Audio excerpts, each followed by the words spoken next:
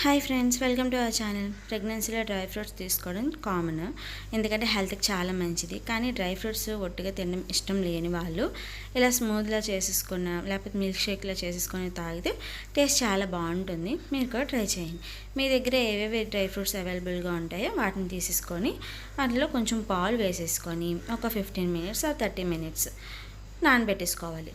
Time ఉంటే 30 minutes ఎలాగా, లేదనుకుంటే 15 మినిట్స్ అయినా నానబెట్టేసుకోవచ్చు. కొంచెం గోరువెచ్చని పాలు వేసేసుకోండి, నానిపోతాయి. తర్వాత బాగా నానిన తర్వాత మిక్సీ జార్లోకి తీసేసుకొని మెత్తగా మిక్సీ పట్టేసుకోవాలి.